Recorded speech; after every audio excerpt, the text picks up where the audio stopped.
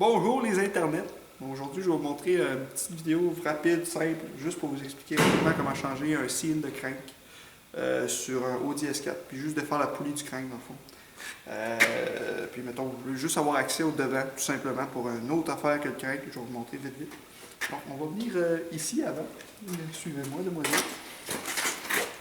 Dans le fond, pour que le devant soit comme ça, il faut absolument que vous défaisiez les deux Torx ici. Il va y avoir deux T25 ici. Puis il y en a deux l'autre bord aussi, de chaque bord. Il va y avoir aussi, pour défaire le pare-choc en avant, il va y avoir un autre Torx ici. Puis il va y avoir, si je ne me trompe pas, deux Torx ici aussi. Juste vous montrer, je ne sais pas si on voit bien avec la caméra. Là et là, tout est du T25 ou du T30.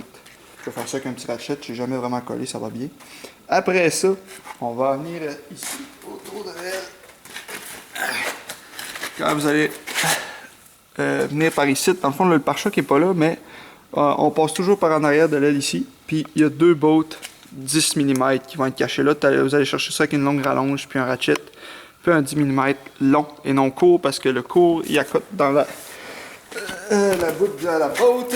Après ça, ici, on a les braquettes qui tiennent le support en aluminium que je vais vous montrer dans quelques secondes. Là. On va aller voir ça. Puis ça, il y a deux grandes bottes Torx, comme ici, qui ressemblent à ça. Puis ça, c'est des Torx 12 pans, donc il faut absolument que vous ayez des Torx 12 pans pour ça. Si je ne me trompe pas, c'est un M10, ça, on va regarder. Exactement, fait que ça prend un M10. Si vous ne voulez pas acheter de kit au complet, un M10, ça marche. Puis ça va marcher aussi pour la poulie de crank. Donc ça, c'est merveilleux. Après ça, on va regarder vite vite le bumper. Je vais vous montrer comment. Le pare-choc, en fait. Ça, c'est pas en fait. Là, je suis en train de repeinturer les affaires, mais... Ça, c'est la partie en aluminium que je vous parlais. Les deux bottes sont comme ici. Puis on va les chercher dans les trous de pare-choc. Dans le fond, là, ça se défait. On a juste à enlever les petits connecteurs de chaque bord ou les klaxons. Puis ça se défait. Mais c'est en arrière du pare-choc, donc on ne défait pas ça avant d'avoir défait le pare-choc. Le pare-choc, ici, de chaque côté, dans le fond, les bottes que je vous parle, les M10, ils viennent se chercher en enlevant les grilles qu'il y a ici, les grilles qui protègent les lumières. C'est des clips, tu défais les clips, ça sort. Puis comme ça, dans le fond, par là. Puis vous pouvez la défaire avec un ratchet ordinaire. D'habitude, ils ne sont pas trop collés. Puis c'est ça. Puis ça défait le pare-choc de devant. Le reste, c'est juste des clips de chaque côté, des clips que vous tirez dans le fond de chaque côté. Puis ça défait. C'est sûr, il faut défaire les dentelles. Les deux dentelles, défaire ça ici. La partie molle, si vous voulez.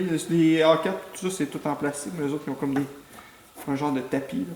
C'est sûr, ils ont des Torx T25 ou T27 ici qui tiennent ça en place.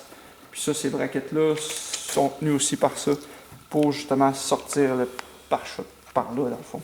Vous tirez dessus. Quand vous avez tout défait de ces bottes-là, vous tirez dessus de chaque côté. Puis en défaisant les grosses bottes que je vous ai parlé en avant, il va sortir. En défaisant aussi les Torx dessus.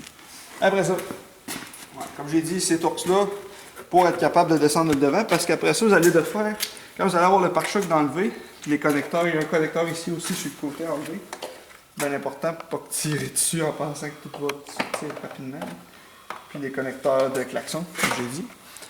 Après ça, il va y avoir les bottes ici. Il va sortir le lien.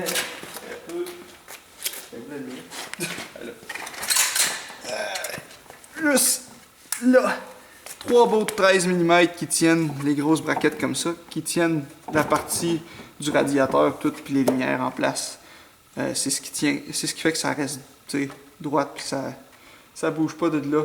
Mais il faut pas oublier les Torx en haut là, quand même. Là. Mais ça, c'est la plus grosse partie, c'est ce qui tient tout le frame du radiateur. Après ça, quand on est rendu à avoir tout défait ça, on peut pencher ça en masse. Faites attention à vos hausses, tout le kit, il faut leur donner une chance parce que ça pourrait péter si vous tirez trop. Juste tirer en masse pour être capable de vous rendre là. C'est quand même assez flexible, c'est des hausses à radiateur, donc ça va bien de ce côté-là.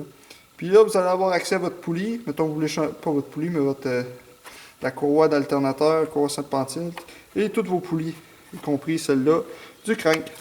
Puis celle-là du crank, comme j'ai dit tantôt, c'est des Torx, c'est un Torx 12 pans M10. Puis il y a 1, 2, 3, 4, 5, 6, 7, 8 plus de boat, hein? Ouais, ça ressemble à ça.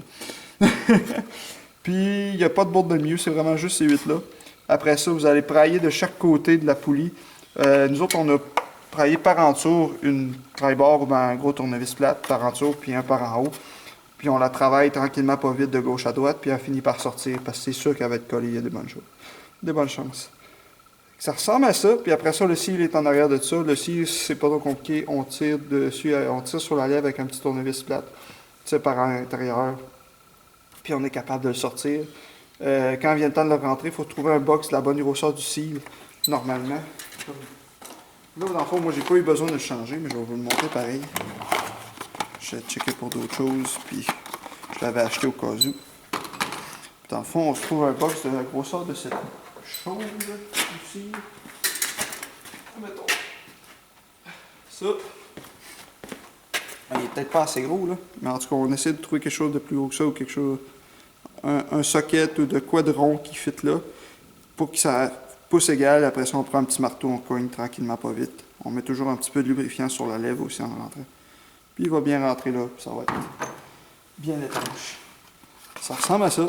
Fait que si vous voulez de faire le devant d'une S4 ou un A4, les A4 sont pareils aussi. Ça ressemble pas mal à ça. Puis il y a le tensionneur aussi. Il faudrait le faire un peu. Dernière chose, tensionneur. Que là, pour enlever la strap, c'est un 17 mm, mais c'est pas un tensionneur automatique normal. Là. Ça prend. Faut enlever la petite 13 mm qu'il y a dans le bas ici, qui tient la poulie en place. Dans le fond, c'est un tensionneur hydraulique, mais pas automatique. Il n'y a pas un spring dedans. Il faut vraiment le barrer puis le débarrer, dépendamment de si on veut la serrer ou bien la rendre plus slack, la rendre lousse. Ça ressemble à ça. C'était une petite vidéo rapide pour vous montrer comment défaire un devant de S4 et de A4. B7 de 2006 à 2008. Puis même les B5, les B6, excuse, de 2002. En fait, de 2002 à 2008, c'est pas mal pareil. Ça ressemble à ça. Merci beaucoup. Bonne journée.